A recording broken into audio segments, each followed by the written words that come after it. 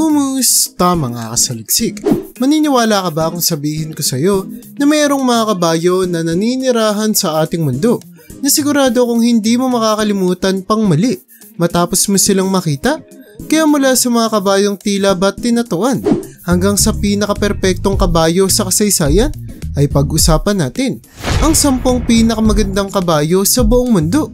At kung handa ka nang makilala sila ay simulan na natin. Number 10, ginupitang kabayo. Hindi na bago sa ating kaalaman na ang buhok ng mga kabayo ang isa sa pinaka-importanteng bahagi ng kanilang katawan, kung saan ito ang nagdadagdag sa kanilang itsura para mas mukha silang kaaya-aya. Kung kaya't hindi na may tatanggi pa na pinakakinikailangan din ng mga hayop na ito ng mga barbero para gupitan sila. At ang isa sa pinakapopular na barbero ng mga kabayo sa mundo ay si Melody Hames, na gumagawa ng mga disenyo sa buhok ng mga kabayong nagupitan niya, kung saan magmula sa ilang mga parte nito hanggang sa buo na nilang katawan ay maaaring lagyan ng mga hugis at disenyo ni Melody na nakatutulong daw para mas magmukhang unique at nabubukod tangi ang isang kabayo. Hindi may tatanggi na ang mga kabayong mayroong mga ganitong design sa kanilang katawan ay mas nakakakuha ng atensyon kumpara sa ibang mga kabayo, na naging dahilan para madalas bisitahin si Melody ng mga tao na gustong pagupitan sa kanya ang kanilang mga alaga para mas sumikat sila sa mga tao. Number 9, Akal Teke Horse. Sigurado ako na kung makikita mo ang lahi ng kabayo na ito, na kung tawagin ay Akal Teke ay sasang-ayon ka sa bansag sa kanila ng maraming mga tao sa pagiging pinakamagandang kabayo sa mundo. Dulot na ang kanilang katawan ay nababalot ng makintab at tila ba kumikinang na balahibo na hindi may tatangging aakit at kukuha ng atensyon sa kahit na sino. Maliban sa kagandahan ng itsura ng kabayong ito, ay kilala rin sila sa pagiging isa sa pinakamahusay na lahi ng kabayo sa kasaysayan.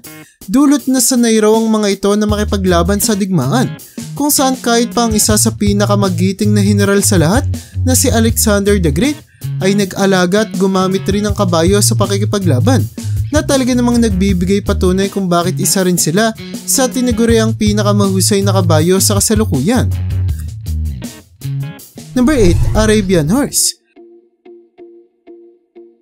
Kagaya ng mga Akal Teke ay may makintab na balahibo rin ng mga kabayong ito na kung tawagin ay Arabian Horse, na hindi nakataka-taka pang isipin na nagmula sa bansang Saudi Arabia.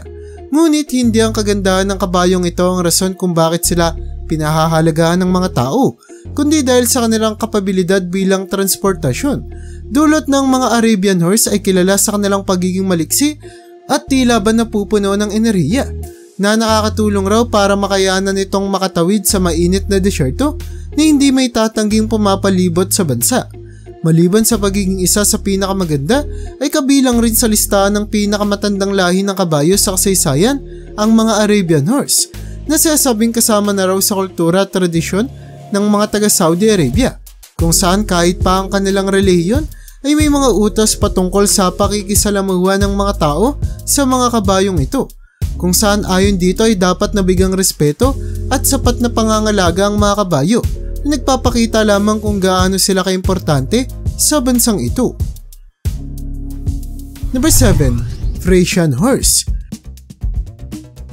Katulad ng mga Arabian Horse, ay may makintab at itim na balahibo rin ng mga Frisian Horse, na sinasabing resulta daw ng masusing pagbibreed sa kanila ng mga sinaunang tao, kung saan tanging mga itim na Frisian Horse lamang ang pinapayagan na magparami, na nakakatulong raw para masiguradong itim na buhok ang tila ba maging identidad ng kabayong ito, na kahit pa kinontrol ng pagpaparami ng mga tao ay nananatiling isa pa rin sa pinakamaamong lahi ng kabayo sa buong mundo, kung kaya't isa sila sa pinakapaboritong gamitin ng mga bata at natututo pa lamang na sumakay sa mga kabayo, dulot na sadyang madalang silang magalit at maging agresibo, kung kaya't komportable at walang takot ang kahit na sino sa tuwing lumalapit sila sa kabayong ito.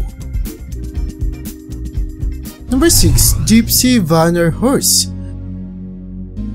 Kung makikita mo ang pangangatawan ng mga Gypsy Vanner Horse, ay panigurado ako na sasang-ayon ka kung sabihin ko sa iyo na ang kabayong ito ay dinisenyo para maghatak ng mga kalesa, dulot na kasabay ng pagkakaroon nila ng makapal at mahabang buhok na nagbibigay sa kanila ng kanilang angking kagandahan ay merong dambuhala at maskuladong pangangatawan din ng mga kabayong ito na hindi may tatangging nagbibigay sa kanila ng kanilang lakas na nagsisiguradong makakaya raw nilang hatakin ng mga mabibigat na kalesa, may kasama man o wala. Ayon sa mga nag-aalaga rin ng mga Gypsy Vanner Horse ay maamo at palakaibigan sa mga tao ang uri ng kabayong ito, kung kaya't kahit pa idinisenyo sila para manghila ng mga kalesa ay kasalukuyang madalas na rin silang bilhan para gawing alaga ng mga tao na napamahal raw sa parehong itsura at pag-uugali ng mga kabayong ito. Number 5. Haflinger Horse. Hindi tulad ng mga kabayo na ating pinag-usapan kanina sa ating listahan, ay kapansin-pansin na mayroong higit na mas maliit na pangangatawan ang mga kabayong ito na kung tawagin ay Haflinger Horse. Pero hindi raw ito naging dahilan para maliitin sila ng kahit na sino. Dulot na katulad ng mga Gypsy Vanner Horse ay idinisenyo rin ng mga kabayong ito para maghatak ng mga kalesa, kung saan kahit pa maliit lamang sila ay sobrang maskulado naman ang kanilang pangangatawan na nagsisiguradong kakayanin nilang hatakin ng kahit na anong sukat ng kalesa, mapamaliit man ito o dambuhala. Kilala rin sa kanilang pagiging maamo ang lahi ng kabayo na ito, kung kaya't isa rin sila sa paboritong sakyan ng mga bata at nag-uumpisa palang matuto na sumakay sa mga kabayo. Number 4. Knobstroper Horse. Maniniwala ka ba kung sabihin ko sa iyo na mayroong isang lahi ng kabayo na naninirahan sa mundo na sa unang tingin sa kanila ng kahit na sino ay siguradong aakalain na nakatingin sila sa isang dambuhalang aso? Ang lahi ng kabayo na ito ay ang Knobstroper Horse na posibleng akalain ng mga tao na isang higanting Dalmatian lamang. Dulot ng kanilang puting pangangatawan ay nababalot ng itim na mga batik-batik na talaga namang sikat na katangian ng mga Dalmatian. Tanging itsura lamang daw ng mga aso ang kapareho ng kabayong ito. Dulot na kumpara sa mga asong maliksi at mapaglaro ay elegante at mahinhin kumilos sa mga Knobstroper, na siyang dahilan daw kung bakit isa sila sa pinakamadalas gamitin sa tuwing nagkakaroon ng mga magagarbong selebrasyon, kung saan nila na ipapakita ang kanilang angking kagandahan na siguradong hindi makakalimutan ng kahit na sinong makakapansin sa kanila. Number 3. Marwari Horse. Dumako naman tayo sa bansang India kung saan nagmula ang lahi ng kabayong ito na kung tawagan ay Marwari, kung saan kahit pa kasalukuyan silang ginagamit sa mga karera, dulot na sadyang mabilis ang kanilang pagtakbo na hindi madaling mapapantayan ng kahit na anong kabayo sa mundo, ay madalas din daw silang gamiting sasakyan ng mga sundalo sa tuwing nagkakaroon ng digmaan.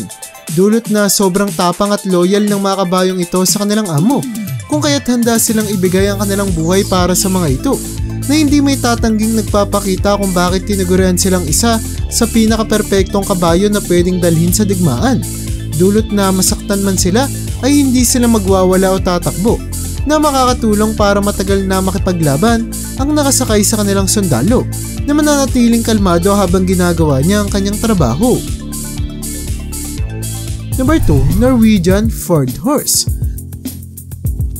Maliban sa pagiging isa sa pinakamagandang lahi ng kabayo sa kasalukuyan, ikilala rin ng mga Norwegian Fjord Horse sa pagiging isa sa pinakamalakas at maskuladong kabayo sa mundo, na nakatulong para makayanin niyang hatakin ang mabibigat na mga kalesa na higit na mas malaki kumpara sa kanila. Dagdag pa rito ay isa rin sa pinakamaganda at purong lahi ng kabayo ang mga ito, dulot na sinasabing 4,000 taon na silang namamalagi sa ating mundo, na nagbibigay patunay kung bakit isa rin sila sa tinaguriang pinakamatibay at malusog sa lahat ng lahi ng mga kabayo.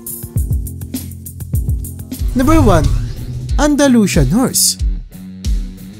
Kung tatanungin mo ang 100 mga eksperto kung ano sa tingin nila ang pinakamagandang kabayo sa mundo, ay paniguradong marami sa kanila ang sasagot na ang kabayong ito, na kung tawagin ay Andalusian Horse, ang pinakamaganda sa lahat, sa kadahilan ng tila ba perpekto ito sa kahit na anong klase ng aktibidad, kung saan kaya nilang makipagkarera dahil sa mabilis nilang pagtakbo, paghila ng mga kalesa dahil sa kanilang angking kalakasan at pagiging paboritong alaga ng mga tao, dulot na madalas silang kalmado na sinabayan pa ng kanilang pagiging matalino, na siguradong hindi kayang pantayan ng kahit na anong klase ng kabayo sa mundo.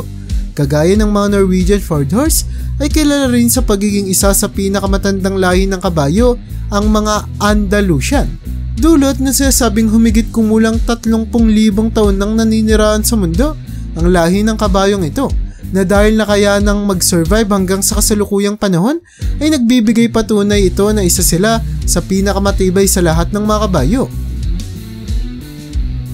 At yan ang bumabuo para sa listahan natin sa video na ito. Hindi na natin may tatanggipan na ang mga kabayo ang isa sa pinakamaganda at eleganteng nilalang na naniniraan sa mundo, kung saan ang kanilang mahabang mga buhok at eleganteng pagtakbo ay talaga namang bibighani at aakit sa kahit na sinong tao. Kaya para sa'yo, alin sa mga lahi ng kabayo na ito ang sa tingin mong pinakamaganda sa lahat?